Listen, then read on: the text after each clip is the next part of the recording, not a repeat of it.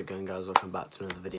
Today I'm going to be reacting to the recent news of the arrival of Steve Bruce, Sheffield Wednesday new first team manager. Now, I think most of us have known for a long time that Bruce was going to come in, but there was no, it hadn't been finalised until today. There was always, at the back of my mind, I thought, we'll go to another club, seeing as some of the clubs aren't doing too well. Some of the big clubs that have just come out of the Premier League that have got money to spend might sack the managers, so I thought in the back of my mind, he might at the end snake us to go to a different club. But it didn't happen, and we've got Steve Bruce. So first of all, I actually want to thank you again for the support on the matchday vlogs. All the matchday vlogs nowadays are getting normally 150 plus views, which is great again for a channel of my size. I've said that before, but I think I've not actually checked the one against. It was only the Birmingham, that's it. It was only the other day when I went, I forgot already. I've not actually checked for a few hours while that's on, but it was on 120 something, I think, when I last looked at it. So yeah, it's getting likes, they're getting comments, and yeah, it's probably the best my channel's really ever done. And I've been on YouTube I've been on and off YouTube for 4 or 5 years now. I think it was December 2013 maybe. Jesus, so yeah, over 5 years ago now. So yeah, that's a long time. So yeah, but yeah, I think now I've got, Crystal Palace have just got, sorry, there's football on my TV. Crystal Palace have just scored against Watford. That's irrelevant. That's very unprofessional of me. Shouldn't have mentioned that. But anyway, yeah, Steve Bruce has come in along with, something Clements. It's not Paul Clement. It's Steve Clements, something like that, and Agnew. Don't know who they are. But yeah, they're his coaching staff. They've been with him a long time. So yeah, they're coming in. They're taking over for Luton, which I'm actually more looking forward to that game than I was already, because I want to see how they used to do. I'm gonna vlog it. They're taking charge of every game until Ipswich away on the 2nd of February, which is Steve Bruce's first game. He's not going to take over until February the 1st for personal reasons, but apparently he's having knee surgery, which is probably because he's like 80 stone, so his knees are probably knackered by now. So yeah, yeah, they're coming in. Be interested to see how they do. But the biggest news for me is definitely the keeping on of Lee Bullen, because Lee Bullen, he means so much, you know, to our club, and our club means so much to him. You know, it's such a two-way relationship. He's always got that connection with the fans.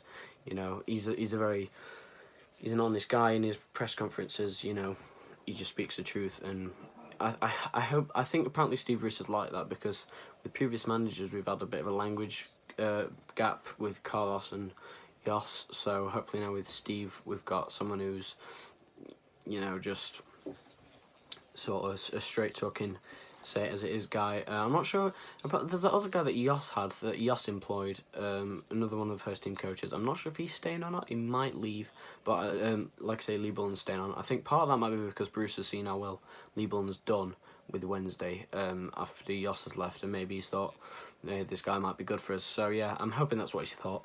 So yeah, and also as well, apparently he's been backed. I got this off a YouTuber called Brad Garside. He does Wednesday vlogs. Apparently, I think he's heard, I don't know, maybe on Owl's Talk or something, that there might be a backing of around there might be a backing of around £9 million for Steve Bruce. Apparently we want 3 players: centre back, left back, striker. Now centre back we might have already covered with Milsolevic, this Swedish centre-back. Everyone thought he was really old, but he's only 26. This big Swedish centre-back. Apparently Steve Bruce has tried to sign him before. Apparently we've offered him a contract, so his contract's running out. So, I mean, if we do get him, then that's a free transfer, and that's already zero money, and we have £9 million left to spend on 2 players. So £4.5 million for a player is a healthy amount in the Championship. But again, this is just reports. I don't know this. This is gossip, rumours, nothing more. So, but we'll see. Apparently he has been back to Chancery, has said, but I think the future is a lot brighter than it was sort of 3-4 weeks ago, when we were 5 points off relegation, but we're now 10 points off relegation. So I think we definitely should be safe for that now. I want Steve Bruce to get us in the top half at the end of the season. Top half this season, next season top 8, season after that, really push for a playoff position. That's my honest thoughts on this. we're not going to get playoffs this season. I think we can completely say that's not going to happen. Next season might again be a season too early, but I want to. This was the thing with Yoss is it was supposed to be a long-term plan, but because Yoss has done so badly and he's been received so poorly by the Wednesday fans, Chancery's thought, well, this can't be a long-term plan because the fans don't like him and there's no sign of him turning results around. But I think with Steve Bruce, bearing in mind, well, I'm not going to lie, there are a few people on Twitter that I've seen that aren't happy with Steve Bruce. Apparently he needs a lot of money and apparently they don't play very nice football under him. But you know, I think the majority of Wednesday fans are happy with the announcement of Steve Bruce, and a lot more people are happy with this than they are with when we announced Jos Lukai. And, you know, I think at the end of the day, I always have my doubts about Jos. I think a lot of people are quick to get on his back as soon as we start losing games, but hopefully it won't be like that with Steve Bruce. We'll think, oh, well, you know, he's experienced in the Championship, give him time, hopefully results will come. I'm hoping it's a long-term plan. He is 58, so he's getting on a bit, but I don't think he'll retire soon. So, yeah, but yeah, I'm not sure. I don't think there's anything else to say. I'll be vlogging the Luton game. There's also... I'm trying to think of what else. I'll do some transfer updates when we get linked with players. We haven't really been linked with anyone yet. I mean, I was going to do a Birmingham review, but... Nah, it was just... I'll do a quick one now, I suppose. It was just a game where we absolutely dominated, but at the end... We had a 10-minute spell where we weren't very good. They scored, we scored before that, and then, yeah, that's how it happened. My man of the match was probably George Boyd. I thought Boyd had a very good game. Fletcher had a very good game. I actually caught his goal on camera, pretty nice, actually. I normally get goals on camera, which I'm always happy about, but yeah, Fletcher's goal was good. Everyone was good. Fox was very, very solid. At left-back, Palmer was probably had his best game in a long, long time. I think that was probably Boyd's best performance. Matthias runs his heart out. Matthias... ran his heart out even, but Matthias wins so many fouls. It's actually unbelievable. I genuinely can't believe it. I think he's such a pivotal player in our squad that we don't realise. You know, a bit like when we had Alex Lopez. You know, like kind of player that I think we maybe take for granted. You know, I think Matthias is that player that wins those fouls, that runs onto stuff when Fletcher's too tired, you know. And God, when Forestieri's back, you know, when Hooper's back, what do we do? Winnall, he's coming back. Personally, I think Winnall is one of the top 3 strikers at this club. I think, for me, Hooper, Fletcher, Winnall, maybe Zhao, depending on if he can be arsed or not. That's truthful, though, isn't it? I can't think of it. Forestieri's not... For me, Forestieri will never be a striker. He'll get goals, but for me, he's never a striker. For me, he's always that man sitting behind the forward, like he did with Gary Hooper, like he did with Newhugh, that worked actually quite well for the beginning of the 15-16 season.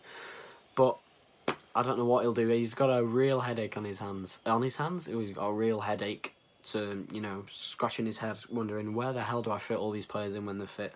But, you know, I think we've got to admit, with the way we've been, we're always going to have at least minimum one of our key players out at every time. So they're never all going to be in the squad. If they are, though, who do we play? Who do we play at centre-back? We want this Milicevic. I mean, Hector is really good. Lees is the captain and also good defender, just can't pass the ball.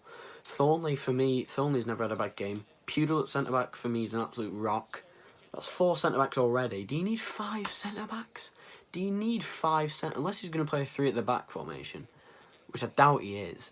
But, you know, I think 5 centre-backs is too much myself. So, anyway, we'll see how it is. Midfield, obviously, we've got Adam Reach, who has to start. Bannon has to start. Hutchinson, man. Sam Hutchinson, man. He's just so good. I just don't get it at all. Sam Hutchinson is just unbelievable. Why would Yoss leave a player like him out? Okay, he might lunge into tackles too much. But we need somebody lunging into tackles. You know, we're supposed to have Pelopessi to do that, but he didn't. I don't mind Pelopessi, but Hutchinson's 4 times better than Pelopessi, for me. And when Hutchinson... he made such a good tackle against... who was it now? Birmingham. He made such a good tackle, man. Right, let me try and get it up for you.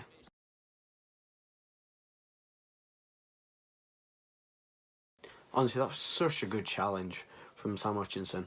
And he runs... Pelopessi is probably a quicker player because he's younger, right? But Pelopessi is not getting to that ball. As soon as Hutchinson sees that ball and it's relatively, you know, it's relatively open for him to get, that is his ball. No one else is ever getting that ball. That is never, ever, no matter who the player is, well, I was going to say Lionel Messi then, but that's not true. Any player in the Championship, there is a loose ball, Sam Hutchinson is always winning that ball. There is, for me, I don't know because I don't watch other clubs every week. But for me, there is no better Championship ball winning, scruffy kind of midfielder. Oh, there's been a red card for somewhere. But yeah, there's no better midfielder that goes crunching into those tackles, that win every single second ball that comes his way. He's just such a good player, man, and he's so useful. But I think it's onwards and upwards for Sheffield Wednesday this season now. I think this season we can write it off. Next season go for a big playoff push.